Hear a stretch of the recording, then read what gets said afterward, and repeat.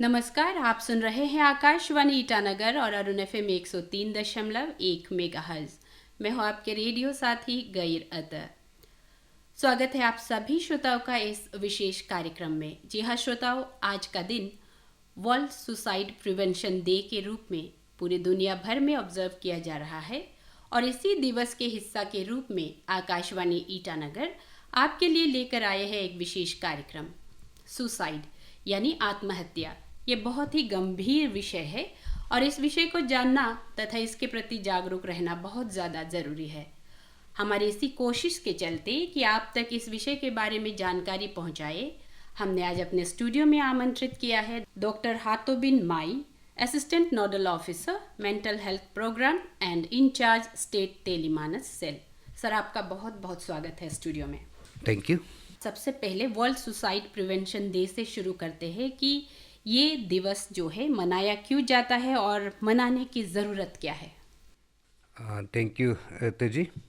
World suicide prevention day 2003 में international association for suicide prevention in collaboration with world health organization शुरू किया गया, specially for attention on the suicide issues to reduces the stigma and raise awareness among NGOs to the government to the public।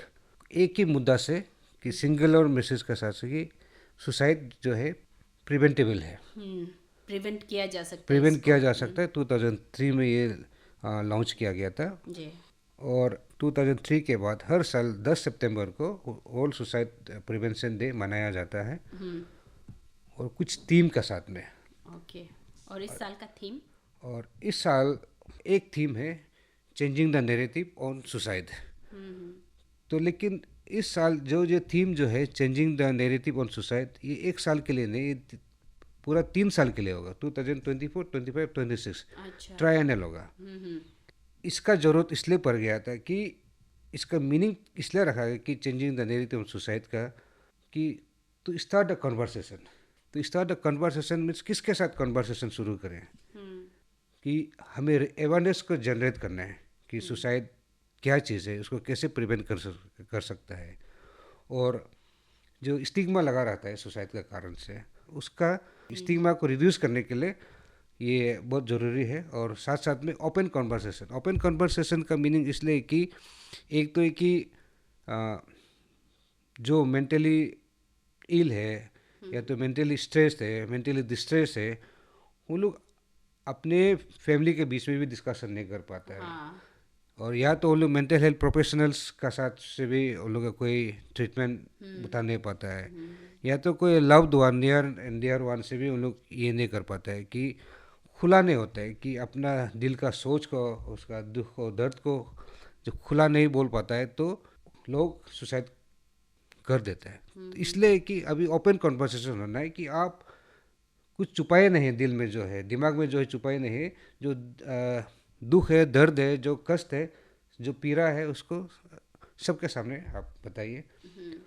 दूसरा कि जो changing the narrative on suicide, to start the conversation से ये भी एक दूसरा meaning ये है कि इस टीम का, कि सरकार को प्रायोरिटी देना है कि सुसाइड प्रिवेंशन का, कि उसका अवेयरनेस जनरेशन करने के लिए, मेंटल हेल्थ पॉलिसी में चेंजेस लाने के लिए।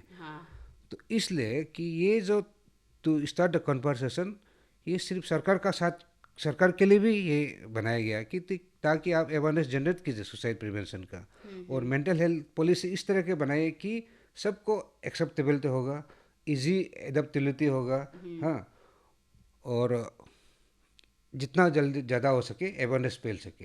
तो इसलिए बहुत ही प्रॉपर मेंटल हेल्थ पॉलिसी बनाना सरकार को भी ज़रूरत पड़ेगा, इसलिए ये थीम को रखा गया।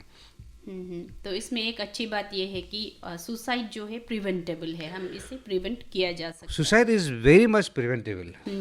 तो लोग सुसाइड कमिट क्यों करते होंगे सर, क्या वजह रहती होगी?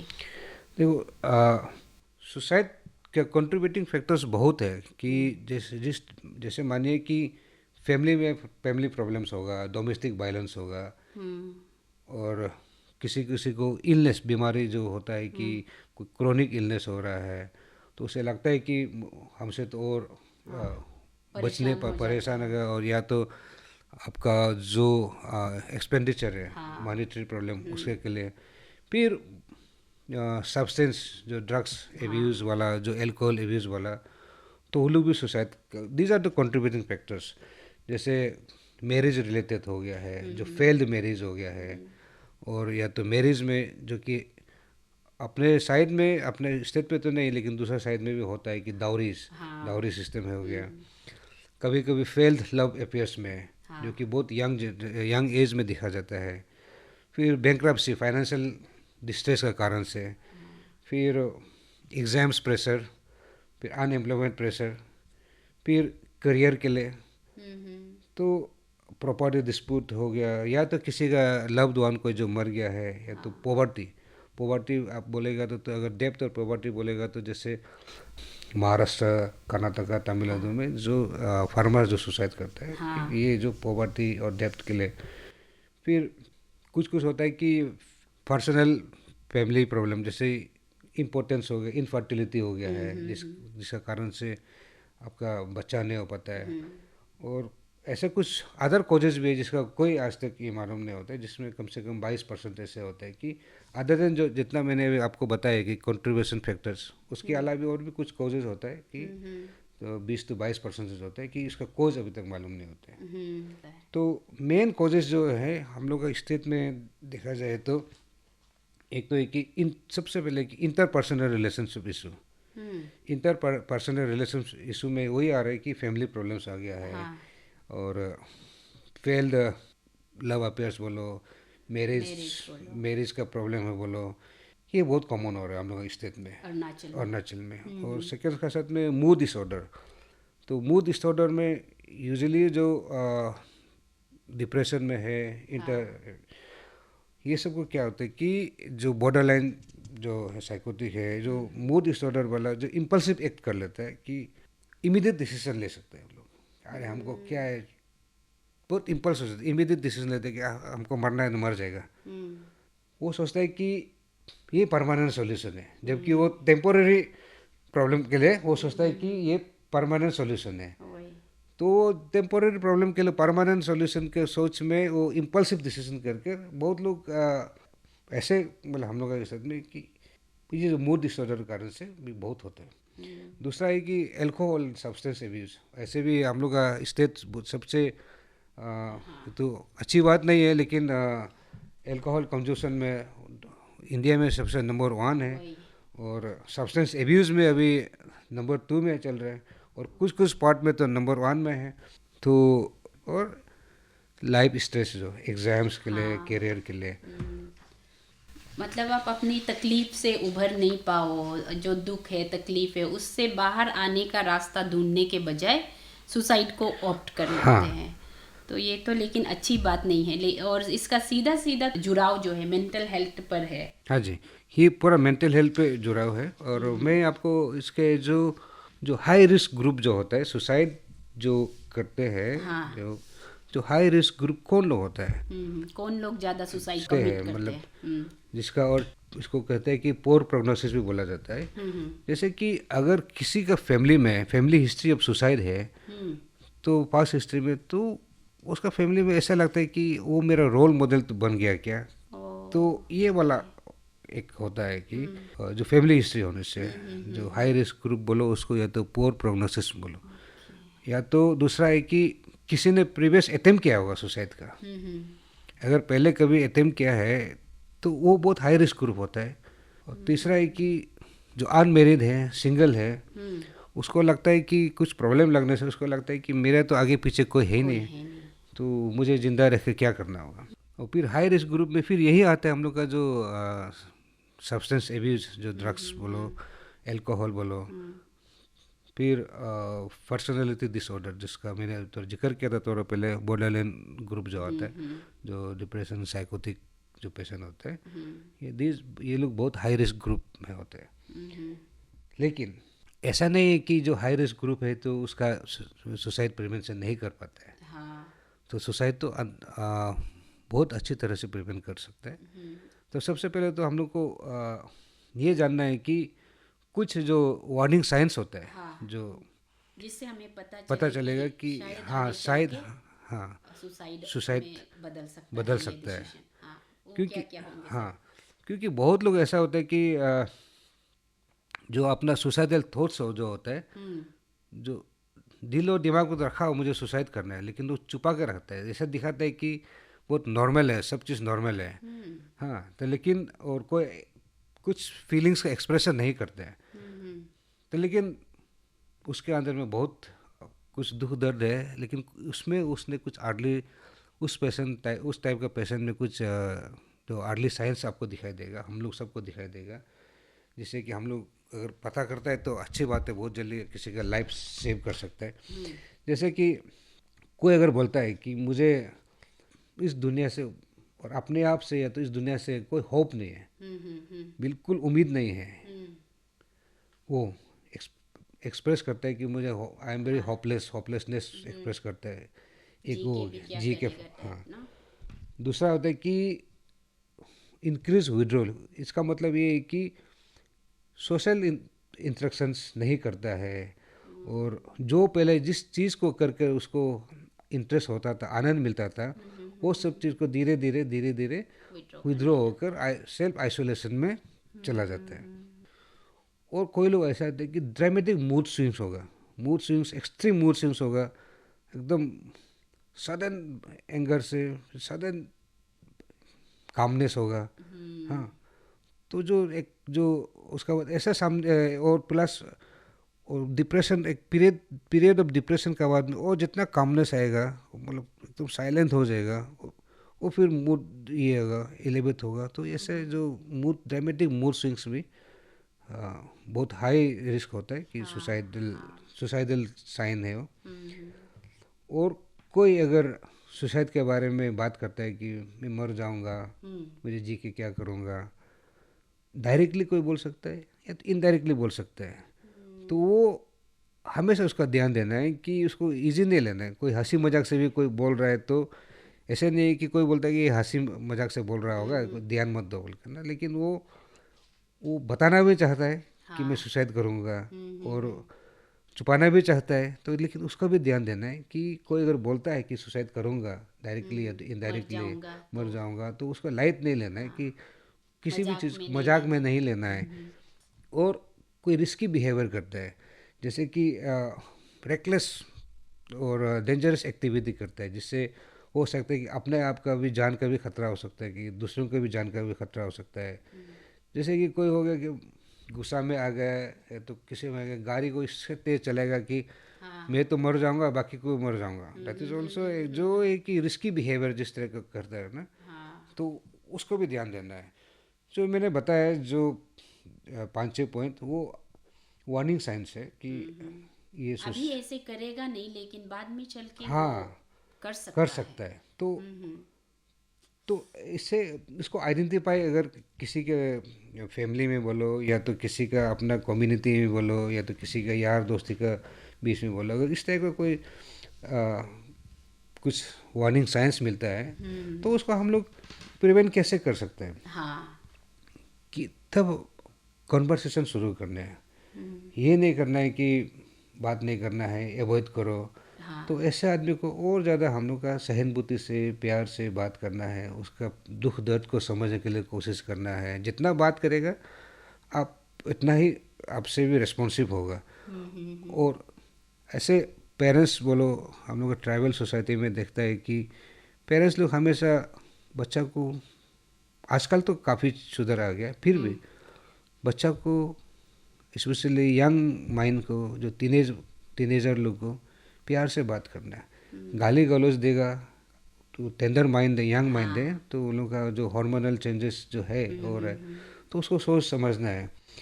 उल्टा जितना प्यार से बात करेगा और ओपनली बात करना, आजकल जितना हो सकेगा हर चीज़ का ओपन, एज ए पेरेंट्स नहीं सोचकर, एज ए पेरेंट्स और बच्चा के बीच में फ्रेंडशिप, दोस्ती मोर पे फ्रेंडशिप का अगर लेकर अगर बात करेंगे, तो बहुत चीज़ खुला दिल से, बच्चा भी खुल के आपको खुल के बता सकता है। बताएगा। और प्लस सपोर्ट सिस्टम इस तरह का करना है कि जो रिस्की पीपल है, जो अभी जो मैंने बताया था, सो उन लोगों को एनकरेज करना है कि अपना जो लव्ड वन है उसका साथ में जितना भी मेल मिलाप करने के लिए, कनेक्शन करने के लिए करना है, उसके बाद में उसको कोशिश करना है कि हमेशा कि मेंटल हेल्थ प्रोफेशनल्स का पास में लेके जाना है काउंसलिंग करने के लिए। तो बहुत बार ऐसा हम लोग छोड़ देता है कि चलो अपना फैमिली में, यार दोस्ती में, हाँ तो समझा देगा, बुझा देगा, ख़त्म हो जाएगा सोचते हैं। बट लेकिन ये तो टेक्निकल चीज़ है, हम इसको मेंटल हेल्थ। तो हमेशा मेंटल हेल्थ प्रोफेशनल का पास में ले जाना बहुत ज़रूरी है। अभी अपना स्टेट में काउंसलर्स है, क्लिनिकल साइकोलॉजिस्ट है, साइकेट्रिक सोशल वर्कर है, साइकेट्रिस्ट है, तो किसी के पास में भी लेके जाएगा तो मेंटल हेल्थ प्रोफेशनल के पास में, क्योंकि वो टेक्निकल चीज़ है, टेक्निकल से प्यार से समझाएगा, हर चीज़ को काउंसलिंग करेगा। और इसके साथ साथ में साइको सोशल मोटिवेशनल लेसन भी, सेशन भी होना ज़रूरी है। हो जाए कि जबकि वो ये ज़्यादातर वो तो आप जब मेंटल हेल्थ प्रोफेशनल का पास में जाएगा तभी हो पाएगा। प्योरली, हाँ, purely scientific, it should be purely scientific. Hope भी प्रमोट करना है कि होप पैदा करना बहुत ज़रूरी है कि होपलेस नहीं होना है। ये दुनिया में तो होप से दुनिया जीता है, सब कोई होप में ही रहता है। और जो आइसोलेशन में चला जाता है उसको आइसोलेशन से निकाल कर गुल मिलाना है सबका साथ में। जितना आइसोलेशन होकर बैठेगा आदमी, वो नेगेटिव थॉट्स में रोज जाएगा। तो नेगेटिव थॉट्स में, सुसाइडल थॉट्स में जाने के लिए बहुत संभावना होता है। और जो मेंटल अगर किसी का डिसऑर्डर है, हाँ, उसको तो ट्रीटमेंट करना है। ऐसे ये भी बहुत स्टिग्मा है कि हम लोग को लगता है कि साइकेट्रिस्ट के पास में कोई पेशेंट चला गया है, या तो मेंटल हॉस्पिटल में चला गया, कि स्टिग्मा ऐसा है कि ये पागल है, ये फैमिली पूरा पागल है। पर हर कोई, एक तो एक कि हर कोई जो मेंटल हॉस्पिटल या तो साइकेट्रिस्ट का पास में, या तो काउंसलर, या तो क्लिनिकल साइकोलॉजिस्ट का पास में जो जाता है, वो पागल के लिए नहीं होता है। There is two kind of mental disorder, one is neurological and one is neurotic और साइकोटिक। न्यूरोटिक में जैसे आपका एंजाइटी हो गया है, स्ट्रेस हो गया है, तो जो सिंपल वाला जो चीज़ है तो उसका भी ट्रीटमेंट बहुत ज़रूरत है। पैनिक डिसऑर्डर हो गया है, पोस्ट ट्रॉमेटिक स्ट्रेस डिस्ट्रॉम हो गया है, डिस्ट्रेस हो गया, तो उसके लिए भी तो आपको जाना जरूर होता है। कि उसके लिए अगर कोई चला गया तो सोचता है कि ये पागल हो गया है। अभी बच्चे लोग का भी इतना है कि जैसे यंग जनरेशन वालों खाना नहीं खाते अभी, तो बिल्कुल अभी जो जैसे ईटिंग डिसऑर्डर हो गया, बुलिमिया नर्वोसा जैसे हो गया, अभी कोई खाना नहीं खाता है कि फिगर मेंटेन करने के लिए, लेकिन वो हेल्थ कितना डिटोरेट हो रहा है। और चाइल्ड मेंटल हेल्थ है, वो सब के लिए अगर कोई जाता है तो उसको ये नहीं सोचना है कि ये पागल का फैमिली है, पागल के लिए जाना है, तो उल्टा एनकरेज करना है, हर कोई जाना है। अगर विदेश में देखा जाएगा तो यूरोपियन कंट्री में, वेस्टर्न हेमिस्फीयर में, यूएसए में, तो कि हर महीना हर फैमिली सेशन लेता है कि काउंसलिंग करता है। तो हम लोग यहाँ तो काउंसलर अवेलेबल है, साइकेट्रिस्ट अवेलेबल है, मेंटल हॉस्पिटल है, ट्रीम्स में साइकेट्रिक वार्ड है, साइकेट्रिक डिपार्टमेंट है, तो अभी हम लोग को अवेल करना है। साथ साथ में कैसे, और एक तो ये कि एक स्ट्रॉन्ग लेजिस्लेशन पास करना है सरकार को। बीच में तो पहले तो बहुत रैम्पेंट था जो पेस्टिसाइड से, पॉइजन से, तो उससे सुसाइड बहुत कमिट, सुसाइड कमिट करता था। लेकिन बाद में सरकार ने लॉ पास किया कि पेस्टिसाइड्स को बैन किया है। लेकिन अभी नया फिर ट्रेंड आने शुरू हो गया, फिर से पेस्टिसाइड्स जो हम लोग बिहार, यूपी, मिडिल से चल रहा है, मिल जाता है, तो वह फिर इजीली अवेलेबल है। तो ये सब एक तो रेगुलेशन स्ट्रॉन्ग करना है कि जो पेस्टिसाइड्स वगैरह है जिससे, तो वो सबको कंट्रोल करना है। तो ये सबसे चीज़ होता है कि हम लोग सुसाइड को कैसे प्रिवेंट कर सकता है। हाँ, इसमें सर अगर हम लोग अरुणाचल की बात करें तो हम लोग के यहाँ पे जैसे सुसाइड जो रेट है वो यहाँ की स्थिति कैसी है? स्टैटिस्टिक कहता है कि ग्लोबली दुनिया में हर साल मोर देन 7 लाख आदमी सुसाइड कर रहा है एवरी ईयर ना, every year.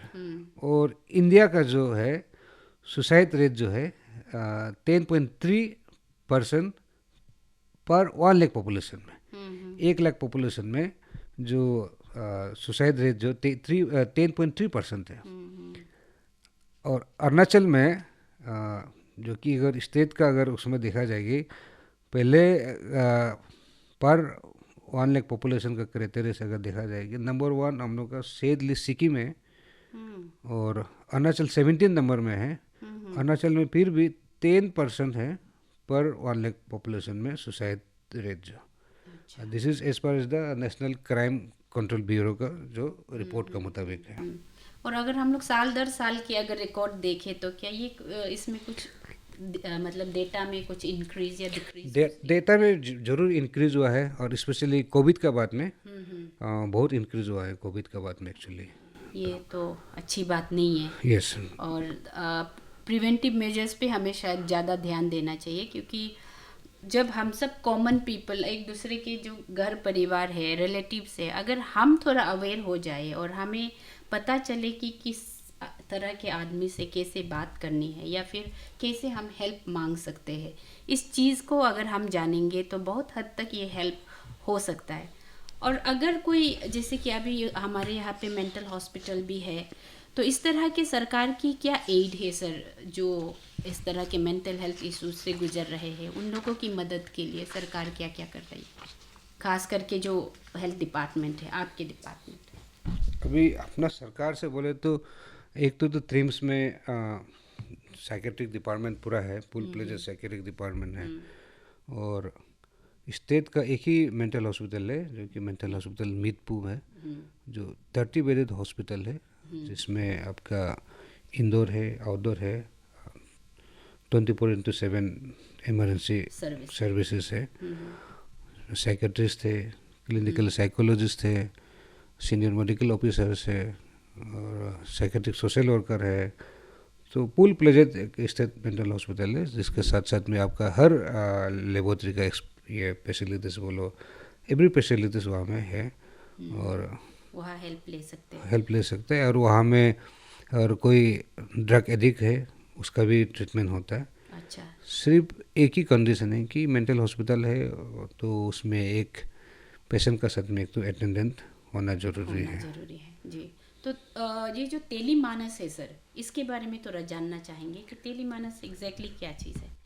Tele-MANAS digital arm of national mental health programme है, जो 2022 में यूनियन गवर्नमेंट ऑफ इंडिया ने अनाउंस किया और 2022 का होल मेंटल हेल्थ डे में 10 अक्टूबर में लॉन्च किया। और अपना स्टेट में 23 मई 2023 में हम लोग लॉन्च किया।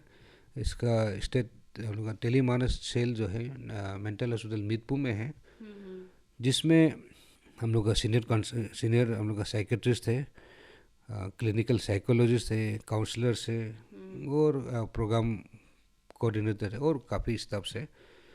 इसमें ये 24/7 मेंटल हेल्पलाइन है। इसका साथ में एक टोल फ्री नंबर है, जिसका टोल फ्री नंबर है जो 14416। आप किसी भी समय आप फ़ोन कीजिए, कोई भी तरह का मेंटल डिस्ट्रेस हो आप फ़ोन कीजिए, हम लोग का काउंसलर से फ़ोन उठाएंगे, आपका असेस करेंगे कि आपका प्रॉब्लम क्या है। और जो काउंसलर है they are trained, they are accredited counsellor से। अगर कुछ काउंसलर से अगर कुछ ज़्यादा केस थोड़ा सीवियरिटी है तो फिर क्लिनिकल साइकोलॉजिस्ट को कॉल ट्रांसफ़र होगा, वो ऑटोमेटिक है, जिसको बोलते हैं कि IVRS सिस्टम है। तो उससे भी अगर कुछ ज़्यादा प्रॉब्लम है तो फिर हम लोग का साइकेट्रिस्ट है ऑन कॉल में होता है, वो भी 24 घंटा। अच्छा, रात को भी कर हाँ, 24 घंटा 24/7। ना नेशनल हॉलीडे में छुट्टी है, ना किसी तरह का कोई छुट्टी नहीं है, कोई ना कोई हमेशा कॉल में रहता है। और जहाँ मैं देखा कि फ़ोन से सिर्फ उसका काउंसलिंग बोलो, उसका इलाज नहीं हो पा रहा है, तो उसको रिकमेंड करता है कि जहाँ पे साइकेट्रिस्ट है वहाँ पे फिजिकल आने के लिए भी बुलाया जाता है, उसका अपॉइंटमेंट वगैरह फिक्स हो जाता है। एक फैसिलिटी। दूसरा, अगर पेशेंट का कंसेंट अगर देता है, जो कॉलर अगर कंसेंट देता है कि आपको कॉल बैक करूँ क्या बोलने से, वो कॉल बैक कर सकते हैं। उसको उसका जो प्रॉब्लम जो बताया है उसका काउंसलिंग करने का बाद में अगर 1 हफ्ता 10 दिन का बाद में अगर वो कॉन्सेंट देते कि कॉल बैक करके आपका बारे में हाल चाल का बारे में पूछ सकता है होने से, कॉन्सेंट देने से कॉल बैक करके हम लोग का काउंसलर फिर उसका फॉलो अप करता है। और सबसे फिर कोई बहुत लोग सोचता है कि हम अगर फ़ोन करेगा तो हेल्पलाइन नंबर में मेरा मोबाइल नंबर डिस्प्ले हो जाएगा या तो मेरा लैंडलाइन नंबर डिस्प्ले हो जाएगा, लेकिन ये है कि वहाँ में कोई मोबाइल डिस्प्ले नहीं होता है, कोई हेल्पलाइन कोई ये लैंडलाइन नंबर डिस्प्ले नहीं होता है, वो डिस्प्ले होगा ही नहीं और हम लोग को मालूम ही नहीं होगा कि कौन सा नंबर से आया है, किसका नंबर से आया है। लेकिन हाँ, जो सिस्टम में जो IVR सिस्टम में है कि जिस समय आपको फ़ोन आया है तो उस नंबर को सिस्टम में घुसने के बाद में कॉल बैक कॉन्सेंट जब देने से कॉल बैक कर सकता है, लेकिन हम लोग तब भी नंबर मालूम नहीं होगा ये किसका नंबर है। वो सीरियल का हिसाब से हाँ, आप वो कॉल सिस्टम में बैक कॉल कर बैक कर सकते हैं। सकता है, लेकिन वो नंबर किसका है मालूम नहीं होगा। इसलिए कॉन्फिडेंशियलिटी हमेशा मेंटेन होता है, कॉलर का जो सिक्रेसी मेंटेन होगा। इसलिए कुछ भी प्रॉब्लम हो, कोई एग्ज़ाम का स्ट्रेस प्रॉब्लम हो या तो अल्कोहल या तो ड्रग्स का इशू हो या तो कोई यंग जनरेशन है कोई लव अफेयर्स का हो या तो डोमेस्टिक का वायलेंस हो या तो फेल्ड मैरिज का किसी भी तरह का प्रॉब्लम होने से टेलीमानस में ज़रूर फ़ोन कीजिएगा। अच्छा, ये जो 14416 ये सिर्फ अरुणाचल प्रदेश के लिए सर? नहीं, ये ऑल ओवर इंडिया है। उसमें ऐसा होता है कि इस नंबर पर डायल करेगा तो सिस्टम बताएगी कि आपको टेलीमानस में वेलकम है, तब बोलेगा कि इंग्लिश या हिंदी, तो आप बोलेगा कि लैंग्वेज प्रेफरेंस इंग्लिश, तो कौन सा स्टेट के लिए होगा, तो अरुणाचल प्रदेश, तो अरुणाचल प्रदेश के लिए अगर वो नंबर को प्रेस करो बोले से करने से हो गया तब अरुणाचल में आ जाएगा। अगर ये पूछ पूरा देश के लिए है? पूरा देश के लिए है।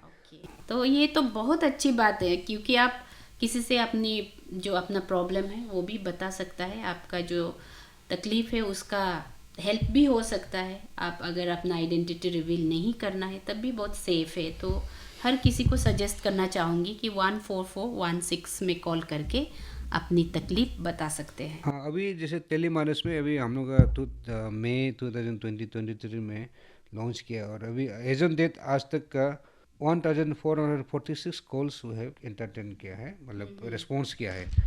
तो हम चाहते हैं कि और भी बहुत ये चीज़ टेलीमानस के बारे और ज़्यादा अवेयरनेस जनरेट करने से अच्छा है, ताकि बहुत सारी चीज़ हम लोग किसी का सुसाइड बोलो, किसी का तकलीफ बोलो, हर चीज़ का प्रॉब्लम का समाधान कर सकेगा, anything mental health related issues.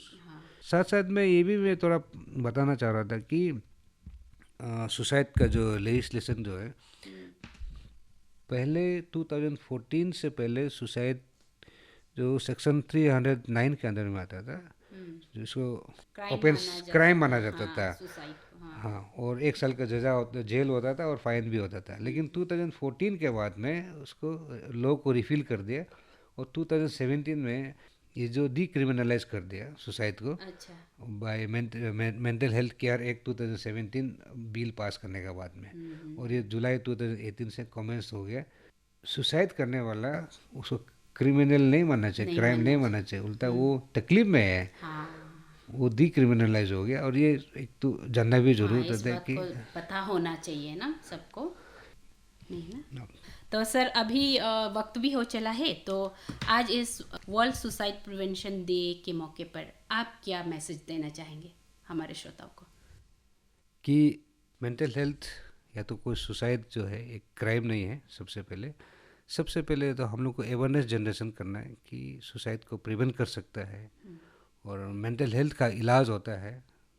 तो जितना हम एक दूसरे से खुशी से रहे, खुशी से मिले, हाँ, किसी को घृणा ना करे, किसी को हेट्रेड ना पहले, अपने आप में डिप्रेस नहीं होना चाहिए। खुशी से ज़िंदगी, भगवान ने एक ही ज़िंदगी दिया है, उस ज़िंदगी को हमें सुसाइड करके ख़त्म नहीं करना है। आपके पास में पेरेंट्स है, आपके पास में भाई बहन है, आपके पास में पति पत्नी है, आपके पास में लव्ड वन है, दोस्त है, आपके पास में पूरा मेंटल हेल्थ प्रोफेशनल्स पड़ा हुआ है। आप सबको रिस्पेक्ट कीजिए, सबका रिस्पेक्ट पाइए और सबको प्यार कीजिए और हमेशा खुश रहना सीखना है। कभी भी दुखी नहीं होना है। लाइफ में अप्स एंड डाउन होते रहेगा, लेकिन अप्स एंड डाउन का डाउन के कारण से सुसाइड करने के लिए कभी सोचना नहीं चाहिए। Thank you. There is no health without mental health. सही है, बिल्कुल। बहुत बहुत धन्यवाद सर हमारे स्टूडियो में आने के लिए और हमारे श्रोताओं को इस विषय पर जागरूक करने के लिए बहुत बहुत धन्यवाद। Thank you Atish ji, thank you very much.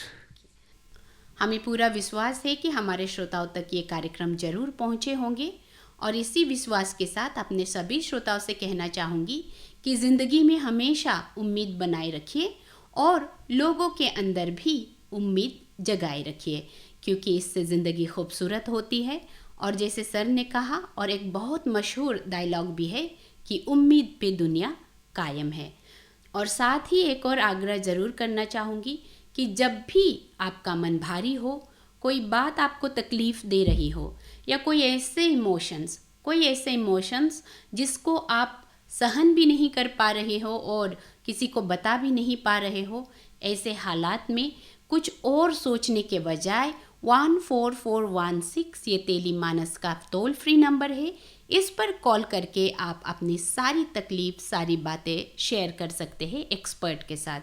और ध्यान देने वाली बात यह है कि यहाँ पे आपकी आइडेंटिटी रिवील नहीं होगी, किसी को पता भी नहीं चलेगा कि आप कौन हैं, कहाँ से बोल रहे हैं, इवन आपका नंबर भी डिस्प्ले नहीं होंगे।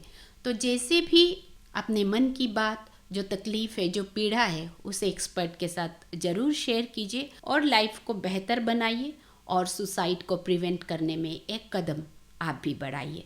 इस तरह से हम सभी सुसाइड जैसे संगीन कदम को होने से रोक सकते हैं। तो इसी उम्मीद के साथ कि आपको कार्यक्रम पसंद आए होंगे, आप सभी श्रोताओं से लेती हूँ विदा। जाते जाते एक बार अपने श्रोताओं को फिर से बता दूँ, आज वर्ल्ड सुसाइड प्रिवेंशन डे के मौके पर स्टूडियो में आमंत्रित थे doctor Hatobin Mai, assistant nodal officer mental health programme cum in charge Tele MANAS cell DHS Naharlagun. इसी तरह सुनते रहिए आकाशवाणी ईटानगर और अरुण FM 103.1 मेगाहर्ट्ज़। नमस्कार।